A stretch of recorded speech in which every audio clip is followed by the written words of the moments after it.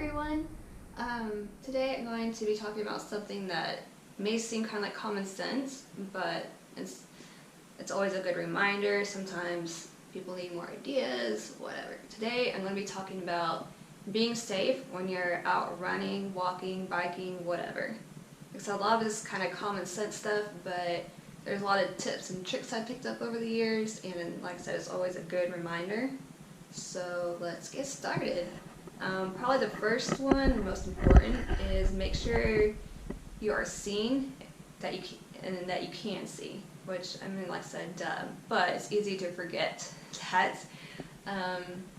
Probably at least I know for me, like the hardest times to see people is like in the morning or in the evening when the sun is just coming up or it's setting and the sun's just right there. You know, if I'm out driving, like sometimes, you know, like the whole windshield gets up, you know, glared up or whatever. I'm like, oh, I hope no one's walking across here.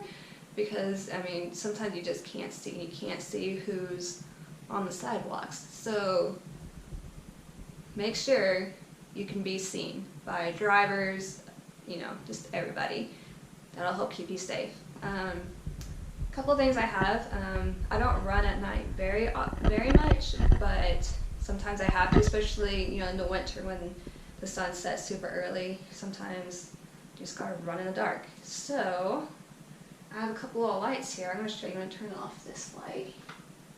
So I have this one. It's a little armband. See, it's red and it flashes. That's pretty cool, huh? So if I'm out running at night, people are going to see this. Or there's this one. I don't know if you can already see the light. There's this one here that's like super, super bright.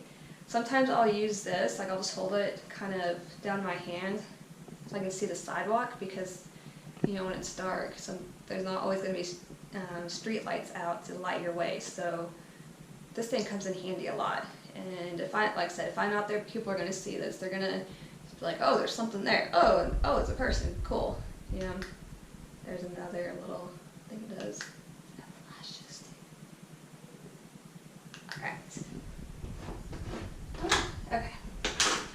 Kind of the other side of that for drivers, make sure you check the sidewalks. I know there have been several times where, you know, I'm coming up to an intersection or a driveway or something, and the car's there, but they don't see me on the sidewalk, so,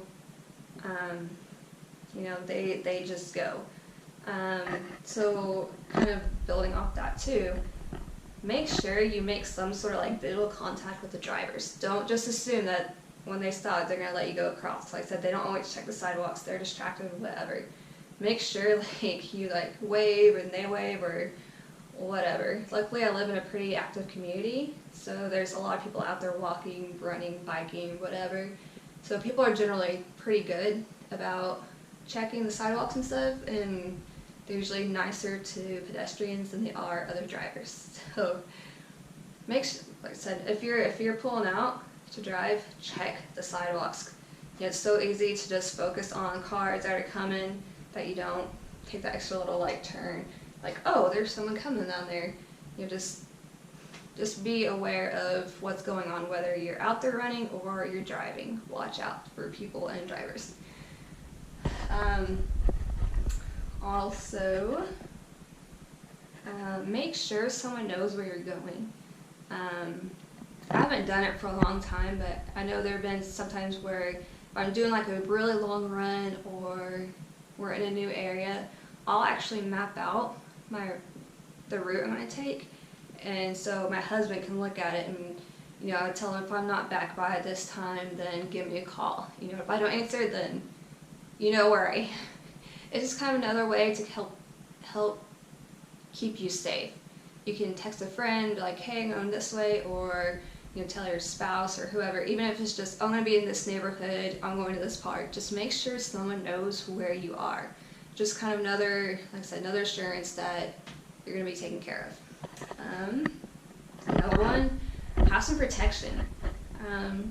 Luckily the area we live in is pretty safe. Like even if I'm out running at night, I usually don't feel threatened by people, but the truth is, you know, sadly the world we live in, I'm a woman, I still have to worry about that stuff. And I know not everyone has the luxury of a nice neighborhood to run in. So you get a little thing of pepper spray like this. I've had this thing for a long time. I've always wanted to do it just to see, but I'm holding on to it, so you never know when you're gonna need it. Also, sometimes I'll have this little knife here, and I just kind of clip it onto my shorts. Kind of what I'm most worried about around here are like coyotes and bobcats, because we have like a couple creeks, so they hang out there. They've been at neighbors' yards and stuff, and I mean, I'm kind of fortunate that my biggest worry is that I'll be touched by wildlife instead of a person, but like having those with me, just a little extra assurance that, you know, if something does happen, I have a way to protect myself and get away. Be aware of your surroundings. I mean, so that sounds pretty like easy, but I know you get to that zone or the music's just, you know, just right, you're going, it's easy to block out everything else around you, but you need to be careful. You need to pay attention to who's coming by. You know, if there's wildlife, if there's snakes or whatever, you need to pay attention to where you're going. That's one thing I do like about running at night, is because I get more focused on what's going on around me than I do like, oh, I'm so tired, I don't want to do this anymore. You know, I feel like I run faster, I'm more like hyper aware of everything, because I'm also checking like cracks on the sidewalk so I don't trip and fall, or during the fall and winter there's like sometimes huge acorns on the sidewalk I have to watch out for. Like, I have to pay attention sometimes. Another one, dress for the weather. Like I know, duh, but I know it's easy to either dress too warm or too cold for the weather. I think I've heard generally you want to dress like it's 15 degrees warmer than it actually is. Sometimes you kind of have to make adjustments. Like, it may be 50 degrees outside, but if the wind's blowing, like, you're gonna feel cooler. So dress how you need to dress. Dress for the weather. It'll help keep you safe. I love wearing the moisture wicking stuff during the winter too, because even in the winter I sweat really bad. I may not feel it, but if it's cold outside, I don't want that sweat like sticking on me, because it's just gonna make me colder. So I like the moisture wicking stuff, helps keep me a little bit warmer, if that makes sense. Another kind of duh but easy to forget, is to stay hydrated. I have this little belt here.